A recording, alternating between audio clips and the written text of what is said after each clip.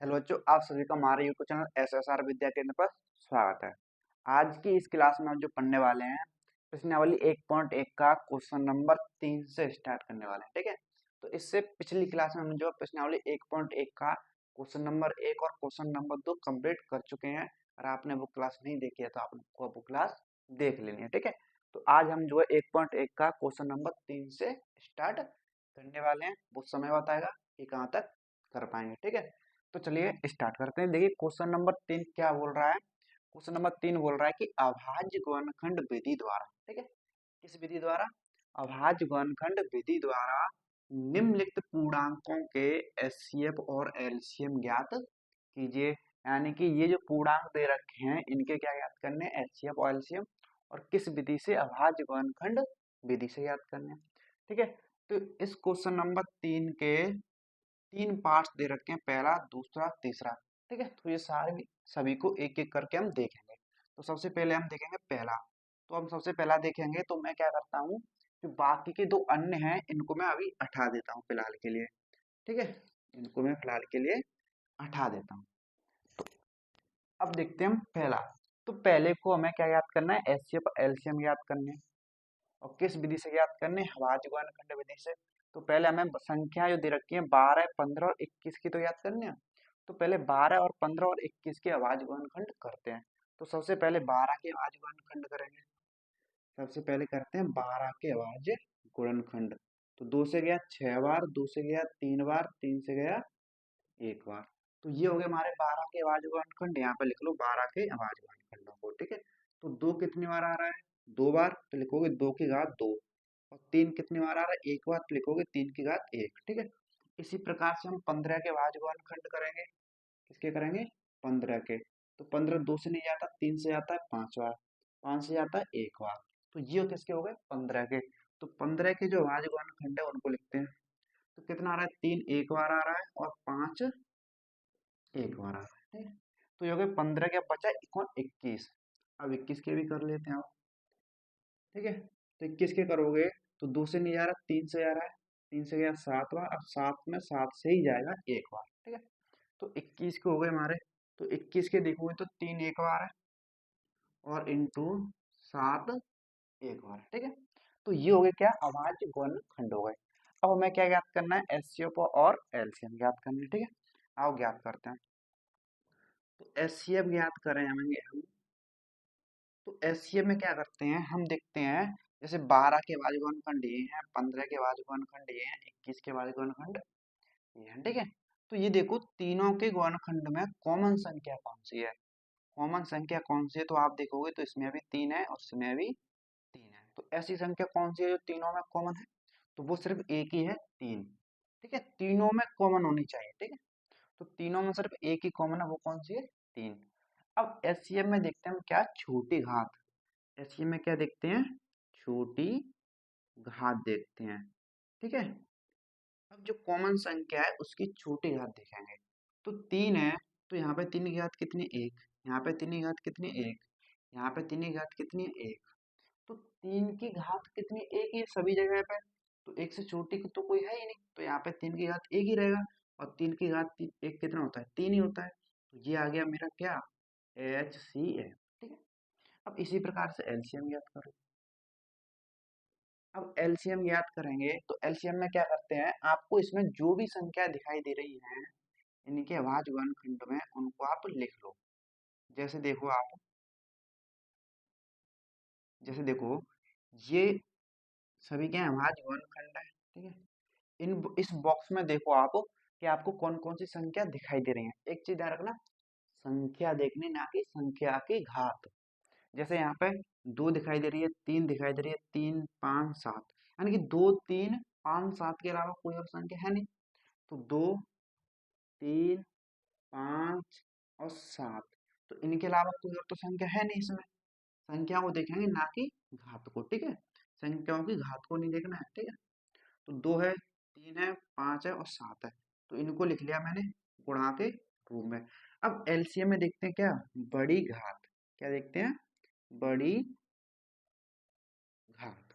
LCM में देखते हैं बड़ी घात। जैसे यहाँ पे कॉमन जो संख्या ये है, एलसीएम में मैंने संख्या देखी, ये मिल रही मुझे इसमें, तो 2 की बड़ी घात देखेंगे। 2 की क्या देखेंगे? बड़ी घात। इसमें 2 तो एक ही बार आ, यहाँ पे देखो 2 की घात कितनी है? 2। तो इससे ना तो कोई बड़ी ना कोई छोटी, तो यही हमारी क्या हो जाएगी? 2 की घात 2। अब 3 की बात करें बड़ी, तो 3 की घात 1 यहाँ भी, 3 की घात 1 यहाँ भी, 3 की घात 1। तो 3 की घात 1 से तो बड़ी कोई घात है ही नहीं। कितनी रहेगी? 3 की घात 1। इसी प्रकार से 5 की देखोगे तो 5 तो एक ही बार आया है, वो भी कितनी घात है? 1। और 7 भी कितनी बार है? एक ही बार है, कितनी घात है? 1। क्लियर है? अब इसको कर लो सॉल्व। तो 2 की घात 2 कितना होता है? 4। और 3 की घात 1 कितना होता है? 3 ही होता है। और 5 की घात 1 कितना होता है? 5 ही होता है। 7 की घात 1 कितना होता है? 7। ठीक है। अब इनको मल्टीप्लाई करोगे, देखो 4 से 12, 12 4 से 12, 12 पंजे 60। और 60 इंटू देखो 12 पंजे 60 हो गया, ये तो हो गया 60। और 60 इंटू 7 करोगे तो कितना आएगा? 420। कितना आ गया? एलसीएम आ गया 420। ठीक है। एक बार मैं चेक कर लेता हूँ कि आपको ये फ्रेम में दिखाई दे रहा है कि नहीं दे रहा है। ठीक है।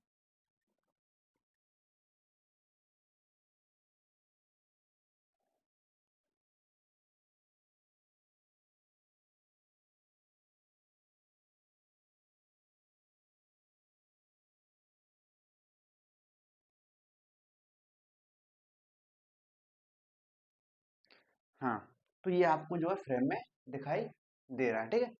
तो देखिए, तो हमने क्या कर दिया, इसके एलसीएम और एचसीएफ ज्ञात कर लिए। तो आपसे यही उसने पूछा है कि एलसीएम और एचसीएफ ज्ञात कीजिए। तो इस तरीके से आप जो है संख्याओं के एलसीएम और एचसीएफ ज्ञात कर सकते हो। तो हमने पहले एक पार्ट के जो है क्वेश्चन नंबर 3 के एलसीएम और एचसीएफ ज्ञात कर लिए। अब जो हम करेंगे इसके दूसरे पार्ट के। ठीक है। तो चलिए देखते हैं इसका दूसरा पार्ट।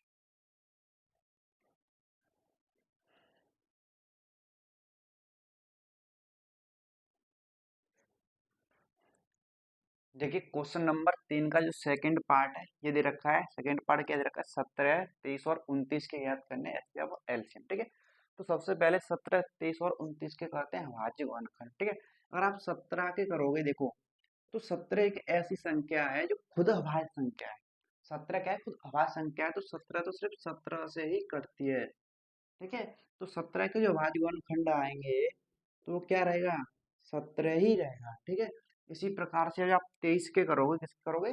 23 के। तो 23 भी क्या है? एक अभाज्य संख्या है। 23 भी क्या है? एक अभाज्य संख्या है। तो 23 भी उससे कटेगा, खुद से ही कटेगा, यानी कि एक बार कट गया। तो 23 के भी क्या गुणनखंड करोगे तो 23 ही आएंगे। ठीक है। अब बात करें 29 की, तो 29 भी क्या है? एक अभाज्य संख्या है। 29 भी क्या है? एक अभाज्य संख्या है। तो ये 29 से ही डिवाइड होगी। ठीक है। तो 29 के भी देखोगे तो क्या है? वही 29 ही। ठीक है। अब मैं बात करूं किसकी? एचसीएफ की। किसकी बात करूं? एचसीएफ। किसकी बात करोगे आप? एचसीएफ। तो एचसीएफ की अगर बात करोगे तो एचसीएफ में मैंने क्या बताया? कॉमन संख्या देखते हैं। तो 17 के बाद जो अंकन ये है, 23 के ये है, 29 के ये है। तो इनमें कॉमन संख्या आपको तो कुछ दिखाई नहीं दे रही है। जहाँ पे अगर कुछ भी कॉमन नहीं होता वहां पे कॉमन होता है एक। कौन होता है? एक। यानी कि अगर ये किसी इसमें कुछ भी कॉमन नहीं है तो कौन कॉमन होगा? एक होगा। अगर आपको कुछ भी कॉमन नहीं दिख रहा है तो इसका मतलब एचसीएफ कितना होगा? एक होगा। ये आपको ध्यान रखना है। ठीक है। क्लियर है ना? क्योंकि देखो 17 गुणा एक लिखूंगा तो वही रहेगा, 23 गुणा एक लिखूंगा तो भी 23 ही रहेगा, 29 गुणा एक लिखूंगा तो भी 29 ही रहेगा। तो क्या कॉमन होता है? एक होता है सभी में कॉमन। ठीक है। तो ये बात आपको क्या रखनी है? ध्यान में रखनी है। ठीक है। अब बात करें हम किसकी? एलसीएम की। किसकी बात करें अब? एलसीएम की। ठीक है। अगर मैं बात करूं एलसीएम की, तो एलसीएम में क्या करते हैं? आपको इसमें जो भी संख्याएं दिखाई दे रही हैं उन सभी संख्याओं को लिख लेते हैं। आपको 17 दिखाई दे रही है इंटू 23 दिखाई दे रही है इंटू 29 दिखाई दे रही है। तो यही तीन संख्या दिखाई दे रही है, सीधी सीधी वो आएगी। तो इन तीनों का गुणनफल ही क्या हो जाएगा? एलसीएम हो जाएगा। अब इनका कर लो क्या? गुणा। तो आओ करते हैं इनका गुणा। ठीक है। देखो, तो 23 इंटू 17 करोगे, 23 इंटू 17 इंटू अगर 23 करोगे आप तो आसानी से गुणा कर सकते हो इसका। ठीक है। देखो, आप चाहो तो एक एक करके भी कर सकते हो, पढ़ा भी पढ़ के कर सकते हो। ठीक है। देखो 7 21 की 1 2 हासिल, 3 1 3 2 52। सिंपल सी बात है। 13 कितने होते हैं? 51। सॉरी 52 में बोल रहा था, 13 51 होते हैं। ठीक है। और फिर 17 दूनी कितने होते हैं 34। अब ऐड कर लो कितना आ गया 1 5 4 9 और 3, यानी कि 17 और 23 का मल्टीप्लाई कितना आ गया 391। यानी कि इन दोनों का मल्टीप्लाई तो आ गया 391। इंटू में कितना है, इंटू में कितना है, इंटू है 29, कितना है 29। अब 29 का मल्टीप्लाई और करना है। अब 29 का मल्टीप्लाई और कर लो 391 में 29 का मल्टीप्लाई और कर लो तो 9 एकन 9, 9 नाम 81 की एक 8 हासिल 9 ते 27 और 27 8 हो गया 35 और इंटू 2 से कर लो 2 9 दिन 18 और 3 दो 6 7 ऐड करो 9 2 1 3 8 5 14 और 7 3 10 11, तो कितना आ गया ये, तो ये मल्टीप्लाई करने के बाद आ गया 11,439। ठीक है, एक बार मैं आंसर भी चेक कर लेता हूँ बुक में कि ये सही आ रहा है कि नहीं आ रहा है मल्टीप्लाई करके। ठीक है, हाँ 11,000, रुको रुको रुको रुको, हाँ 11,400 एक ज्यादा ऐड कर दी, रुको यहाँ पे क्या कर दिया हमने 9 2 1 3 8 5 13 होता है ना, हमने 14 कर दिया 8 5 13 की एक हासिल 7 3 10 10 1 11, यानी कि 11,339 आएगा। ठीक है, तो राइट आंसर आ रहा है 11,339, हमारा क्या हो जाएगा एलसीएम। ठीक है, आई थिंक आपको एलसीएम निकालने में कोई दिक्कत नहीं होगी, किस तरीके से हमने इसका एलसीएम ज्ञात किया। ठीक है, आसानी से कर सकते हो। ये सारी चीजें क्या है रफ वर्क है, क्या है ये रफ वर्क है। ठीक है, तो ये सारी चीजें क्या है, ये भी क्या है आपका रफ वर्क है, ध्यान रखना। ठीक है, ओके, तो ये आपका सॉल्यूशन है। क्लियर है, तो हमने देखा क्वेश्चन नंबर 3 का दूसरा पार्ट, अब देखें क्वेश्चन नंबर 3 का तीसरा पार्ट। ठीक है,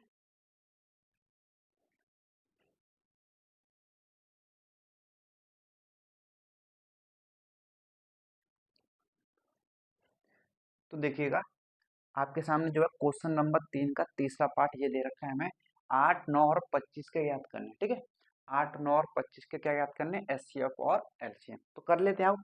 तो सबसे पहले इन संख्याओं के करें अभाज्य गुणनखंड करेंगे, तो 8 के अभाज्य गुणनखंड करो पहले, तो 8 के करोगे तो 2 से जाएगा 4 बार, 2 से जाएगा 2 बार, 2 से जाएगा 1 बार। ठीक है, तो जो है 8 के अभाज्य गुणनखंड लिख लोगे यहाँ पे 8, क्या आ रहा है मेरे 2 2 2, कितनी बार आ रहा है 3 बार, यानी कि 2 की घात कितनी आ गई 3 आ गई।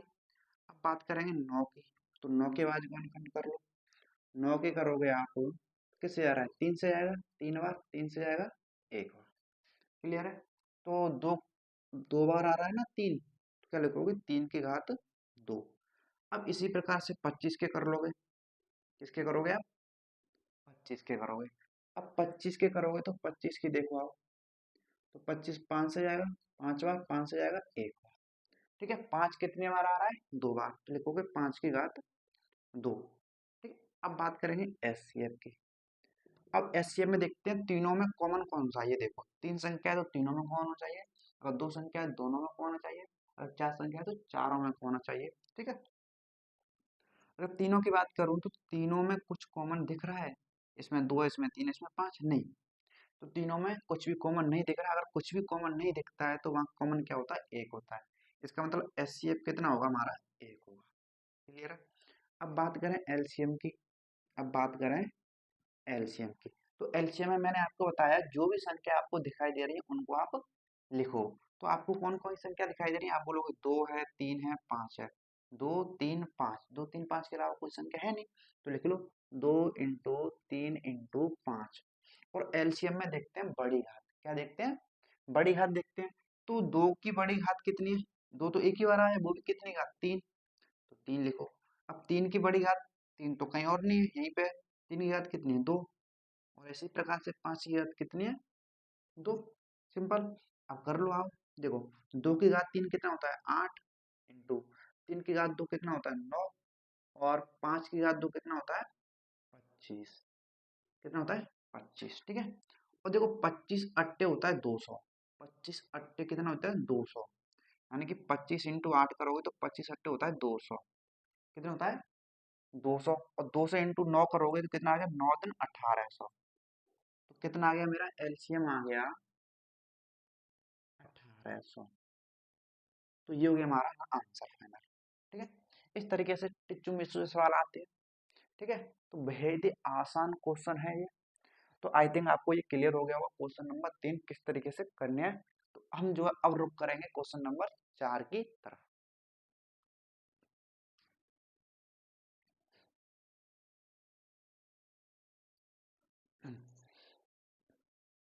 देखिए, ये आपके सामने दे रखा है क्वेश्चन नंबर 4। क्वेश्चन नंबर 4 देखिए क्या बोल रहा है वो समझिए। इसने बोला है कि एचसीएफ 306,74 बराबर 9 दिया है। इसका क्या मतलब, इसका मतलब कि एचसीएफ किसका 306 और 657 का, यानी कि 306 और 657 का एचसीएफ दे रखा है 9।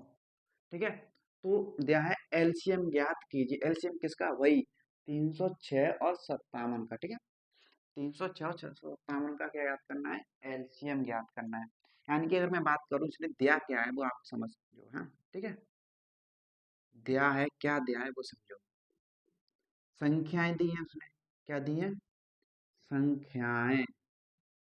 कौन कौन सी संख्या दी है, 306 और 657, यानी कि 306 और 657। ठीक है, का एचसीएफ दिया है कितना, एचसीएफ बराबर कितना है 9। 306 657 का एचसीएफ बराबर 9 है। ठीक है, तो एचसीएफ दिया उसने कितना दिया है, 9 दिया है। और पूछ रहा है एलसीएम 306 और 57 का ज्ञात कीजिए। और पूछ क्या रहा है वो ना, एलसीएम हमें ज्ञात करना है। तो ज्ञात क्या करना है हमें, एलसीएम। सिंपल। अब एक चीज समझो, हमें जो दे रखा है, क्या दे रखा है, कैसे होगा सॉल्व, ये समझो। हमें संख्याएं दे रखी हैं, एचसीएफ दे रखा है, एलसीएम पूछ रहा है।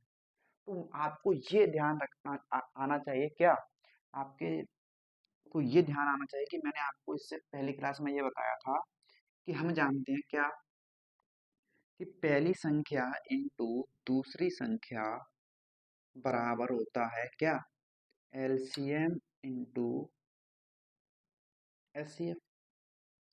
ये बताया था, यानी कि दो संख्याओं का गुणनफल बराबर होता है एलसीएम इनटू एचसीएफ। इससे पहली वाली क्लास में मैं आपको ये कॉन्सेप्ट बता चुका हूँ। तो सिंपल, इसमें दो संख्या दे रखी है और इसका एचसीएफ दे रखा है, एलसीएम ज्ञात करना, खत्म। तो कर लेते हैं वो, देखो देखो यहाँ पे आप चाहो तो इसको ऐसे भी लिख सकते हो, देखो कैसे, कि एलसीएम इंटू एचसीएफ बराबर पहली संख्या इंटू दूसरी संख्या।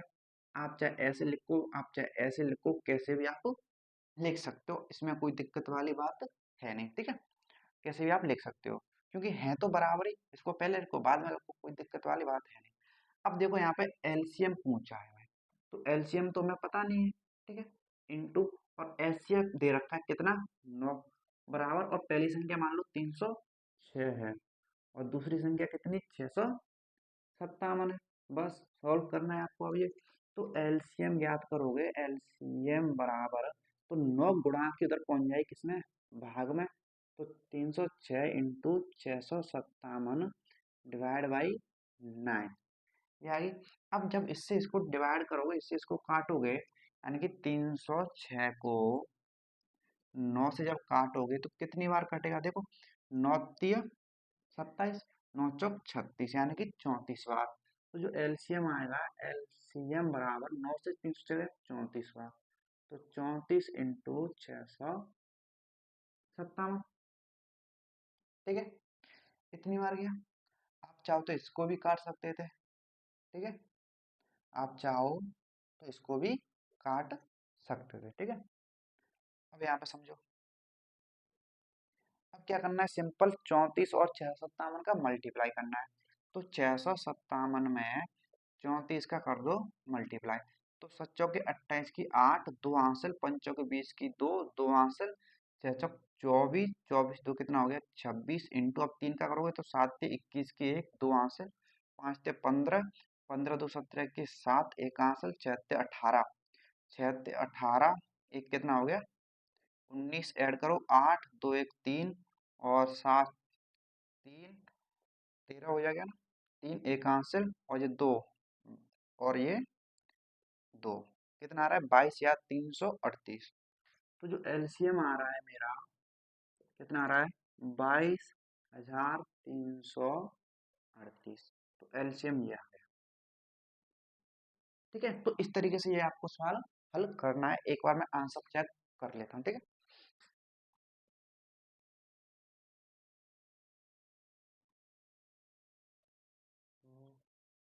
बाईस या 338 हमारा राइट आंसर आ रहा है। ठीक है, तो इस तरीके से आपको ये सॉल्व करना था और इसमें कोई दिक्कत वाली बात है नहीं, बेहद ही आसान ये क्वेश्चन है। ठीक है, तो इस प्रकार हम चलते हैं अगले क्वेश्चन की तरफ, क्वेश्चन नंबर 5 की तरफ।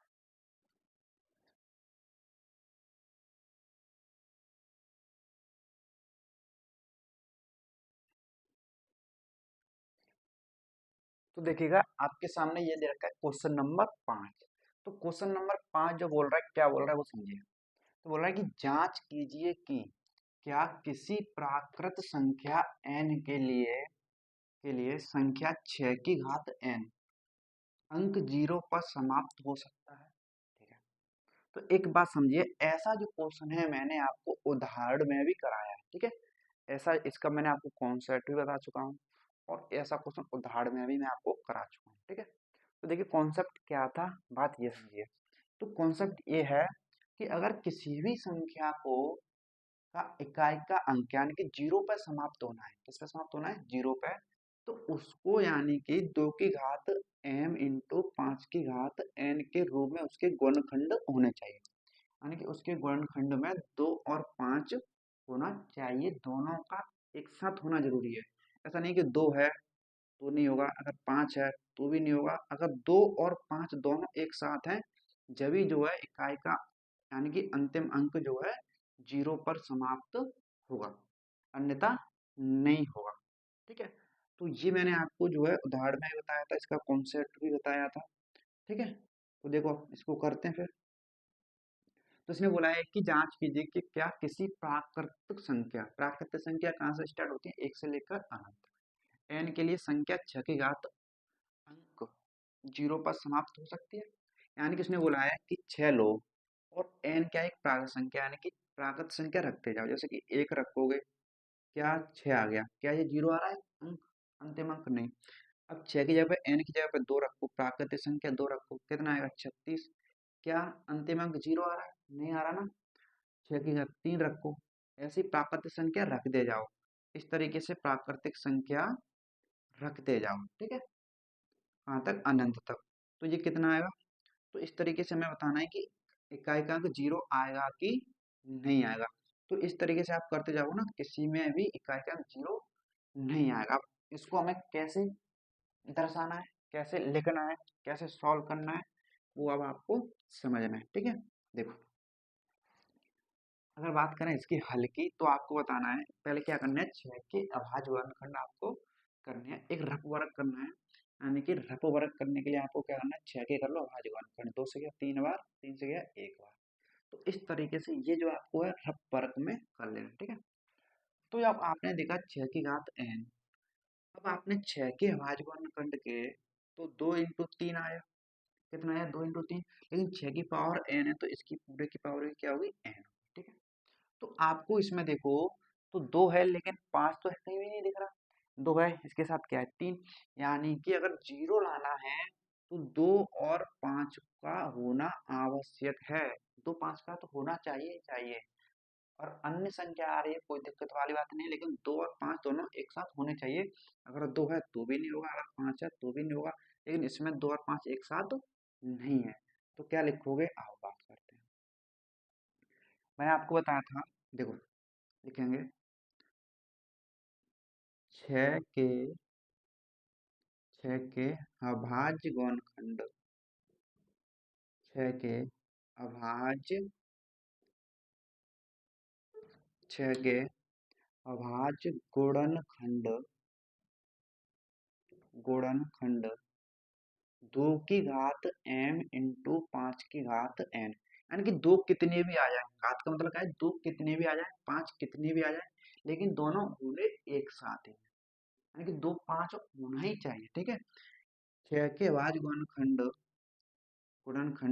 में गुणनखंड 6 के अभाज्य गुणनखंड 2 की घात m इंटू 5 की घात n के रूप में नहीं है, के रूप में में नहीं है। ठीक है, कहीं भी आपको दिखाई नहीं दे रहा होगा इसमें 2 और 5 एक साथ, 2 दिख रहा है लेकिन 5 है ही नहीं, 5 गायब है। तो फिर कैसे होगा भाई?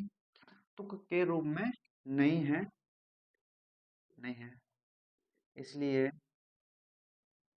इसलिए 6 की घात n का अंतिम अंक 0 पर समाप्त नहीं होगा। तो ये आपको क्या करना है, एग्जाम में लिखना है। ठीक है, तो इतना आपको लिखना है, इतना आपको पूरे नंबर दिए जाएंगे। क्लियर है? इस तरीके से होगा आपका। क्लियर है यहाँ पे? तो इस तरीके से आपको करना है। मैंने इसका जो कॉन्सेप्ट मैं ऑलरेडी बता चुका हूँ, तो अगर आपने नहीं देखा, आप पिछली क्लासों को देखोगे, आपको वहाँ पे कॉन्सेप्ट मिल जाएगा।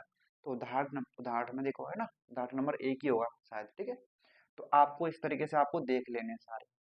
क्लियर होगा क्वेश्चन नंबर 5? आई थिंक इसमें कोई डाउट नहीं होगा। ठीक है, तो अब चलते हैं हम अपने क्वेश्चन नंबर अगले क्वेश्चन नंबर 6 की तरफ। ठीक है,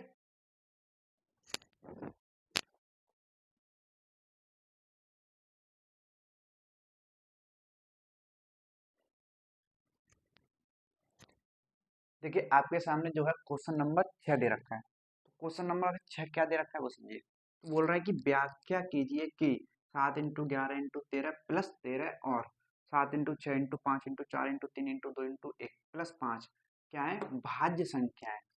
क्या व्याख्या करनी है, हमें ये बताना है कि ये भाज्य संख्याएं क्यों है, ये बतानी है। ठीक है, तो मैंने आपको पढ़ाई थी, एक होती है अभाज्य संख्या, एक होती है अभाज्य संख्या। ठीक है, और एक होती है भाज्य संख्या, आपको बताया था मैंने। ठीक है, और अभाज्य संख्या जो होती हैं, ये जो है एक व स्वयं से ही करती हैं, एक व स्वयं।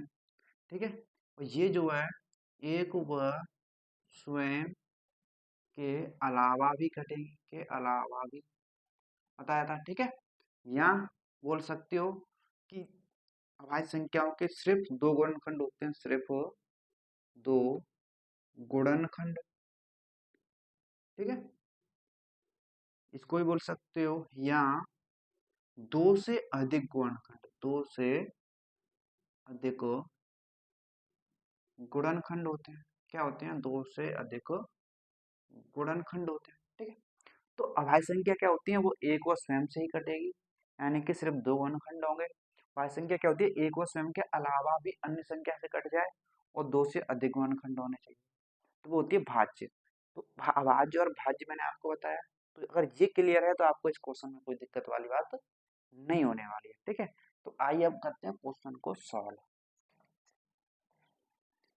देखिए, बात करें तो हम बात करें तो पहली जो संख्या दे रखी है, इसने क्या दे रखी है, 7 इंटू 11 इंटू 13 प्लस 13। तो ये दे रखी है मैं पहली संख्या। ठीक है, अगर मैं पहली संख्या की बात करूं, देखो, तो ये पूरी एक संख्या है, ये अलग संख्या है, क्योंकि ये प्लस से अलग अलग हो रही ना। यहाँ पे प्लस लग जाए तो ये अलग संख्या, ये अलग संख्या होगी, दो संख्या हो जाती है अलग अलग। ठीक है, तो इसमें 13 है, इसमें भी 13 है। तो आप देख सकते हो 13 क्या ले सकते हैं, कॉमन ले सकते हैं। जब आप 13 कॉमन लोगे इसमें से, तो क्या बचेगा, 7 इंटू 11 बचेगा। यानी कि इस वाली संख्या में तो 13 कॉमन लोगे तो क्या बचेगा, 7 इंटू 11 प्लस प्लस लगाया ना। अब 13 यहाँ से कॉमन ले लिया, तो यहाँ पे क्या बचा, एक ही बचा। क्या बचा, एक बचा। तो 13 ये हो गया क्या, 7 इंटू 77, 77 प्लस का एक, यानी कि 13 इंटू 77, एक कितना हो गया, 78। कितना हो गया, 78। ठीक है, अब यहाँ पे देखो, आप चाहो तो इसको इस प्रकार से भी लिख सकते हो कि 13 इंटू 13, 78 क्या होता है, 78 होता है 13 छिक्के, जो 78 होता है 13 छिक्के 78। ठीक है, अब 13 13 कितना आ गया, दो बार, यानी कि 13 के साथ 2 इंटू 6। ठीक है, यानी कि अब देखो यहाँ पे ये हो गए पहली संख्या के अभाज्य गुणनखंड। मतलब इस तरीके से आप कॉमन ले करोगे तो ये अभाज्य गुणनखंड ही आ गए, सिंपल सी बात है। आप 6 को भी आप क्या ले सकते हो, देखो 6 को आप ले सकते हो 2 इंटू 3, 6 को भी आप क्या ले सकते हो, 2 इंटू 3 ले सकते हो। ठीक है, क्लियर है।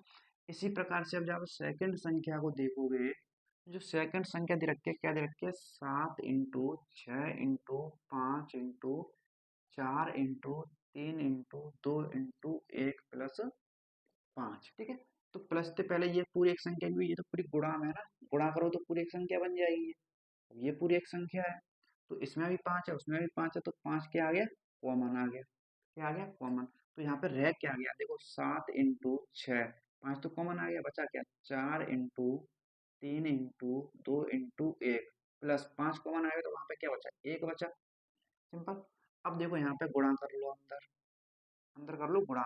सच के 42, और ये हो गया 4 से 12, 12 दूनी 24, 24, यानी कि 42 × 24 कितना आ रहा है, 42 × 24 आपको करना है गुणा, ठीक है। तो कर लो, देखो 24 × 8 24, 24 दूनी कितने होते हैं, 48, 24 दूनी कितने होते हैं, 48, 8 4 हासिल, 24 चौके कितने होते हैं, 96, और 96 4 कितना हो गया, 100, कितना हो गया, 100, यानी कि 1008।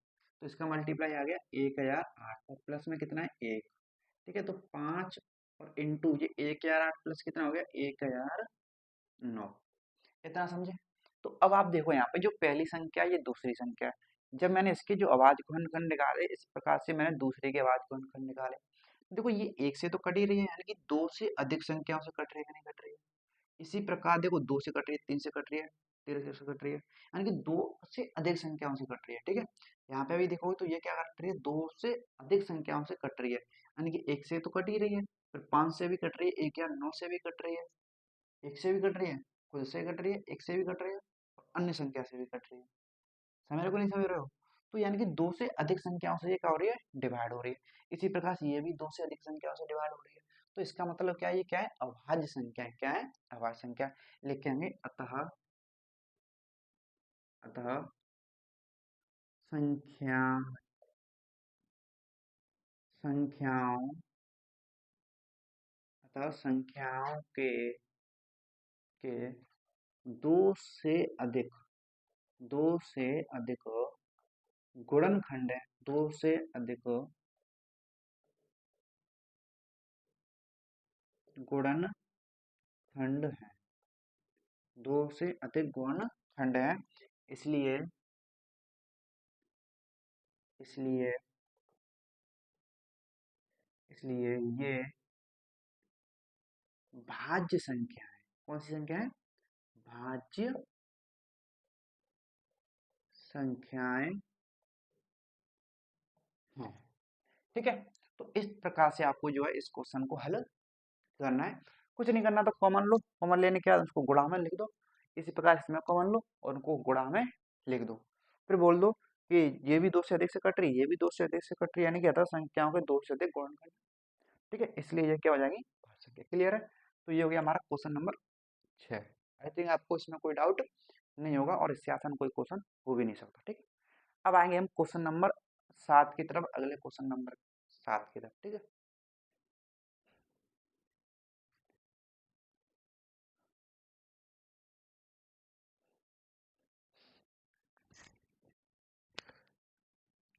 देखिएगा, मैं बात करूं क्वेश्चन नंबर 7 की, ठीक है। देखिए क्वेश्चन नंबर 7 को जो है मैंने आपको यहाँ पे बोर्ड पे नहीं लिखा है, क्योंकि बोर्ड पे क्या है, इसमें पूरा ये शायद ही पूरा बोर्ड भर जाता है।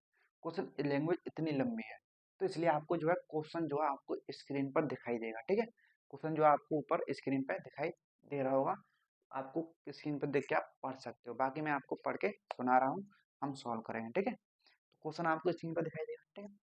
तो देखो क्वेश्चन बोल क्या रहा है वो समझना है। क्वेश्चन बोल रहा है कि किसी खेल के मैदान के चारों ओर एक वृत्ताकार पथ है। कोई खेल का मैदान है, कोई खेल का मैदान है, तो उसके चारों तरफ कैसा पथ है, कैसा रास्ता है, एक वृत्ताकार रास्ता, ठीक है। आगे बोला है इस मैदान का एक चक्कर लगाने में सोनिया को 18 मिनट लगते हैं। मान लो यहाँ पे खड़ी है सोनिया। कौन खड़ी है, सोनिया।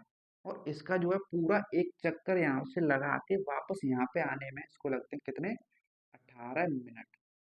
कितना समय लगता है, 18 मिनट लगता है, ठीक है। जबकि इसी मैदान का एक चक्कर लगाने में रवि को 12 मिनट लगते हैं। तो एक रवि है, क्या है, रवि। तो रवि को भी एक चक्कर लगाने में कितने मिनट लगते हैं, 12 मिनट लगते हैं। कितने मिनट लगते हैं, 12 मिनट लगते हैं। तो मान लीजिए कि भी दोनों एक ही स्थान से और एक ही समय पर चलना प्रारंभ करके, यानी कि एक ही स्थान का मतलब है ये भी यहीं से चले सोनिया भी और रवि भी यहीं से चले, ठीक है। तो प्रारंभ करे और एक ही टाइम पे, ठीक है, करके एक ही दिशा में चलते हैं, तो कितने समय बाद वे पुनः पुनः प्रारंभिक स्थान, यानी कि प्रारंभिक का मतलब यहीं पे, यहाँ से चलना स्टार्ट किए थे, प्रारंभिक स्थान पर मिलेंगे, ये मैं बताना है, ठीक है। तो इस क्वेश्चन में कुछ भी दम है नहीं, ये लैंग्वेज इतनी बड़ी दे रखी है लेकिन इसमें कुछ भी दम नहीं है। क्यों, देखो आप, तो सिंपल सा आपको कुछ नहीं करना है। जो सोनिया का टाइम है 18 मिनट, रवि का टाइम है 12 मिनट, और ये फ्यूचर में जाके मिलेंगे। तो फ्यूचर में जाके मिलेंगे तो आपको क्या कर देना है, इनका लेना है एलसीएम। क्या लेना है, एलसीएम लेना है, ठीक है। तो सिंपल सा क्या करेंगे, इनका लोगे एलसीएम। तो एलसीएम लेने के लिए आपको क्या करना पड़ेगा, देखिए अभाज्य वर्गखंड। तो 18 के अभाज्य वर्गखंड करो, तो 2 से कितनी बार जाएगा, 9 बार। अब जाएगा 3 से 3 बार, 3 से गया 1 बार, ठीक है। तो 18 के अभाज्य वर्गखंड आ गए हमारे 2 × 3, कितनी बार आ रहा है, 2 बार, तो लिखोगे 3 की घात 2। अब 12 के अभाज्य वर्गखंड करो, ठीक है, तो 12 के कर लो। अब 12 के करोगे तो कितनी बार जाएगा, 2 से 6 बार, 2 से जाएगा 3 बार, ठीक है, और 3 से जाएगा 1 बार। अब 12 के में देखोगे तो 2 कितनी बार आ रहा है, 2 बार, तो 2 की घात 2 लिखोगे, इंटू 3 कितनी बार है, 1 ही बार है, ठीक है। तो 3 की घात 1 लिखो या ना लिखो, यहाँ भी 1 लगा दो, कोई दिक्कत वाली बात नहीं है, ठीक है। तो ये आ गए हमारे अभाज्य वर्गखंड। अब आपको क्या करना है, मैंने बताया ऐसे सवाल का क्या करना है, आपको एलसीएम लेना है। क्या लेना है, एलसीएम। जो एलसीएम आएगा वही हमारा हो जाएगा आंसर। क्या हो जाएगा, आंसर। देखो, तो एलसीएम लेते हैं तो हम क्या देखते हैं, कौन कौन सी संख्याएं दे रखी हैं। तो इस बॉक्स में देखो तो आपको कौन सी संख्या दिखाई दे रही है, तो 2 और 3, 2 3 के अलावा कोई और संख्या नहीं दिखाई दे रही, तो लिख लो 2 × 3। अब एलसीएम में देखते हैं बड़ी घात, क्या देखते हैं, बड़ी घात। यहाँ पे 2 है, यहाँ पे 3 है, तो 2 की बड़ी घात, यहाँ पे 2 की घात 1 है, 2 की घात 2 है, तो 2 की घात 1 और 2 की घात 2 में बड़ी घात है 2, क्लियर। अब 3 की घात 1, यहाँ पे 3 की घात 2, तो दोनों में बड़ी घात कौन सी है, 3 की घात 2, क्लियर है ना। कर लो सॉल्व। 2 की घात 2 कितना होता है, 4, और 3 की घात 2 कितना होता है, 9, तो कितना आ गया, 9 चौक 36। तो आंसर आ गया मेरा 36। जो एलसीएम आएगा वही आंसर हो जाएगा। तो ये मिनट में दे रखे तो यही आ जाएगा मिनट में, ठीक है। तो 36 मिनट क्या हो गया मेरा आंसर, क्लियर है। तो इस तरीके से आपको जो है क्वेश्चन नंबर 7 को सॉल्व करना था। कुछ नहीं करना था, उनके जो टाइम दे रखा था उस टाइम का आपको एलसीएम निकालना था और एलसीएम हमारा क्या हो जाएगा, आंसर हो जाएगा। आई थिंक आपको इस क्वेश्चन में कोई डाउट नहीं होगा। और हमारी जो है प्रश्नावली 1.1 जो है खत्म हो चुकी है कम्प्लीटली, ठीक है। तो अगली वीडियो में स्टार्ट करेंगे प्रश्नावली 1.2, ठीक है। अगर आपको ये वीडियो पसंद आए तो अपने दोस्तों के साथ शेयर कर देना है और वीडियो को लाइक करना ना भूलें, और दोस्तों के साथ शेयर करना है ताकि उनको भी हेल्प मिले। और अगर आप नए हो तो चैनल को सब्सक्राइब भी कर लेना, ठीक है। चलिए मिलते हैं अगले वीडियो में, आज के लिए इतना ही, धन्यवाद।